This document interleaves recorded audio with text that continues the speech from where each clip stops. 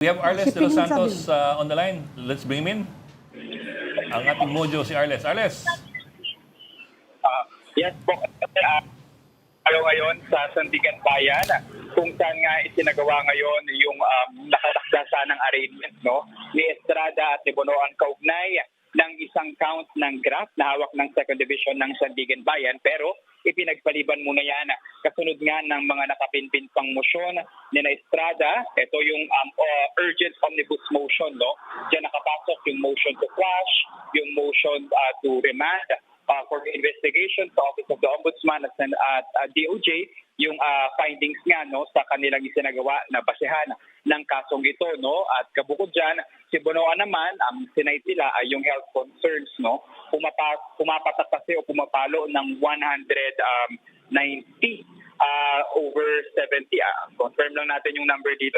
Yes, bali 170 pala, over 90 yung kanyang blood pressure na kinumpirma nga ng PNP doctor kanina dito na merong hypertension at diabetes si Bonoan. At yung nararanasan niya na ito ay reactive hypertension na tinatawag. okay. Arles, may tanong lang kami. Tama ba na nag-file ng motion si Jinggoy para payagan siya ng court na mag-attend na lang online ng kanyang pagbibista doon sa kanyang mga kaso sa Sandigan Bayan? Actually, magpa-file pa lang, Buked. Bukas, inaasahan nga na magpa-file yung kampo ni Estrada. Hihilingin nila na isagawa nga sa pamamagitan ng online video conferencing yung mga pagdinig sa kaso niya. Para yan, graft at plunder cases. Kasi ayon sa kanila, ayan daw yung paraan para umano makadalo pa rin si Estrada sa mga gampanin nito sa Senado, kagaya na lamang ng mga sesyon, caucus at committee hearings. Yeah. Pero ayon kay Geraldine Econg, presiding justice ng Sandigan Bayan Second Division, wala silang nakikitang problema rito dahil ginagawa na ito sa iba pang mga lokal na hukuman sa bansa at sa utos na rin ng Supreme Court. Pero ang sabi nila, hindi nila hawak or control yung jurisdiction ng Senado. Paano nga ba yung magiging setup ni Estrada bilang isang senador?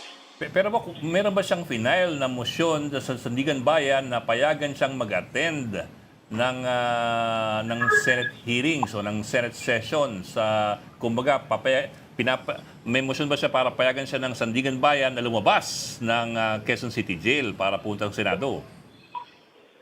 So far, Buked, wala siyang ipinafile na ganyan. At least yung laman lamang ng mga motion niya. Tatlo yun. Yung urgent, yung unang-una ay yung urgent motion to defer or cancel yung issuance of arrest warrant. And then yung sunod naman ay yung petition nga nila na ipinail naman yung omnibus motion na patong-patong na mga motion. And then yung isa ay para if I'm not mistaken, yung to cancel yung to cancel yung case nga na hinahanap niyo. Kasi hindi automatic yun. Kung i-grant ng Sandigan Bayan, sige, pwede ka mag-online vista doon sa mga kaso mo sa Sandigan Bayan, pero gawin mo yan doon sa Quezon City Jail. Hindi gano'n din yun. Actually, and I think Buked, worth noting din, kanina medyo may hindi nagkaunawaan. Ito si Estrada at yung kanyang abogado. Kasi ito si Senator Jinggoy Estrada ay personal na nagtaas ng kamay dahil meron daw siyang nais na ipaabot sa hukom ng Sandigan Bayan, Second Division. Yun daw yung pag-array na agad sa kanya, sa kanyang pinaharap nga na graft case. Pero may miscommunication sa pagitan ng kanyang abogado dahil sinabi nito na mayroon pa nga sila mga motion at kailangan tingin muna yon ng Second Division bago siya ma-arraign at bago siya makapagpasok ng bargain. So later on, winidraw naman yung ni Estrada yung kanyang motion na yon. Nais din ng abogado ni Estrada, si Atty. Noel Estrella, na kung maaari, wag nang pusasan si Estrada kapag dinadala dito sa Sandigan Bayan at maging yung pagsusuot ng PDL uniform ng BJMP. Dahil ayon sa kanila, nakapagpiyansa na raw si Estrada para sa kasong draft sa Second Division at kabukod dyan, voluntaryo naman daw na sumuko ito. So, Arles, alam mo ba kung anong situation ni Senator Jinggoy dun sa jail facility? Kumusta siya? Nag-iisa ba siya sa selda? Ano yung selda niya? pero bago yan, kinonfirm ko kung may kasama nga ba si dating Senador Bong Revilla, no, na napag-usapan natin. Yes, confirmed kay Revilla, meron siyang kasama. Correct ko lang yung nasabi ko kahapon. Pero itong kay Senator Jingoy Estrada, wala pa tayong confirmation kung kasama na agad niya yung iba pang mga fellow persons deprived of liberty, no? Kasi meron pa yung quarantine bago nga siya formal na maihalo na doon sa iba pang mga nakakulong doon. Pero kinumpirmahan ng kanyang anak na si Janela na hindi raw ito nakatulog kahapon sa unang gabi nga ng pananatili niya sa Sandigan Bayan. Normally, sa ano muna yan, di ba? Parang sa medical facility muna siya ng jail bago siya ipasok doon sa regular Bago cell, ihalo doon di ba? sa iba. Correct. So he's still at the Sandigan Bayan and dun din siya ngayong gabi, or do we know yet when he will be transferred? Reg, Estrada has left at around, let's confirm the time, no? Okay. Estrada has left at around 3 p.m. today. He's left the Sandigan Bayan 2nd Division and has been back to the New Quezon City Jail in Payatas, where the court ordered his commitment to be jailed. Okay. Nasa jail na siya. And we don't yet know kung aling selda siya or kung may kasama and all of that, right? Kasi may quarantine procedure pa. Wala pa kami yun.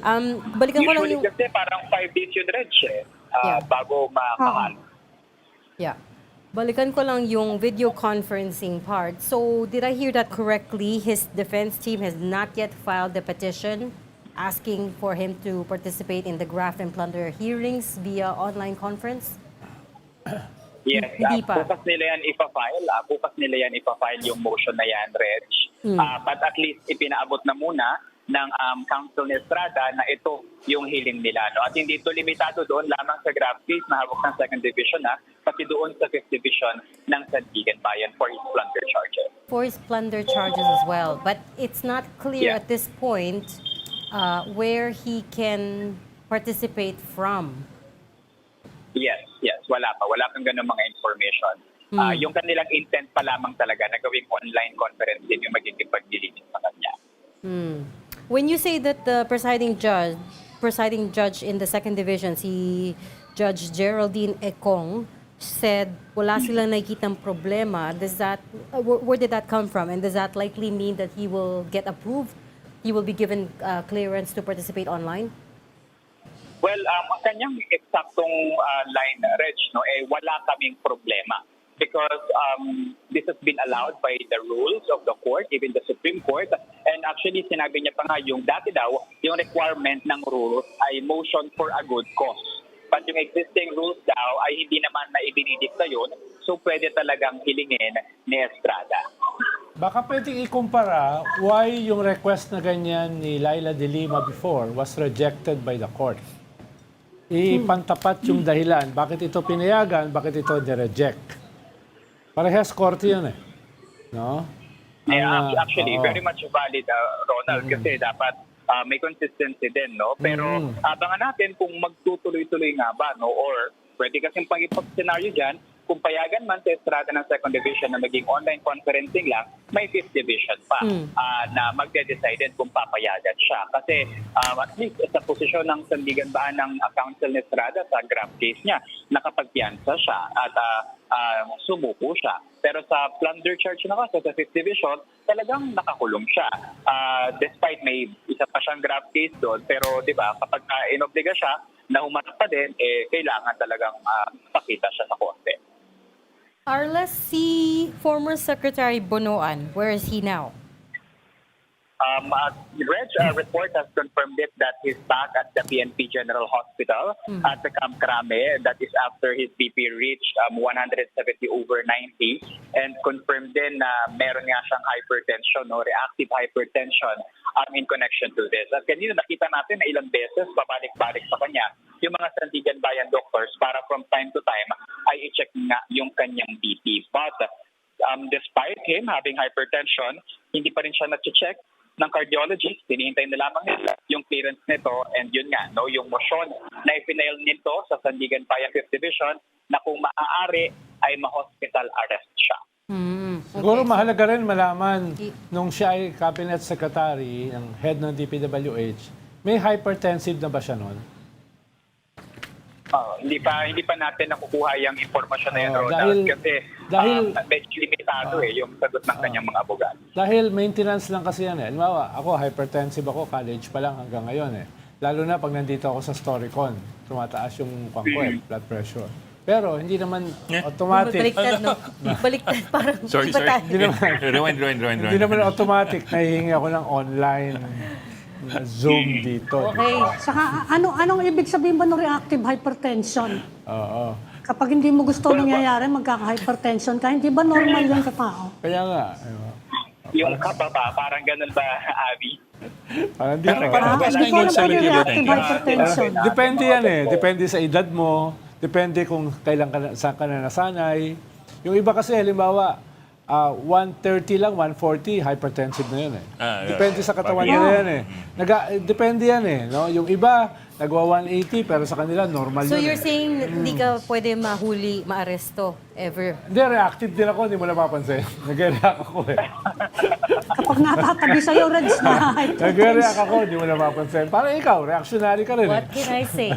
Ganun talaga pag unjust Pag sinabi ni Ronald na reactionary, iba ibig sabihin nun. Ako, siya pa yung na-high Pag blood, hindi eh, no? pinayagan niya, magkakaroon niya ng neck brace. Sige kayo. Malapit-lapit sa fasces yun eh. Ayan na. Baliktad eh, no? Ako, siya pa yung high blood sa atin. Okay, we'll leave that there. Thank you so much for your updates. Arles de los Santos reporting live from the Sandigan Bayan. Salamat, Salamat, Arles. Arles. Thank you, Arles. Thank you, Arles.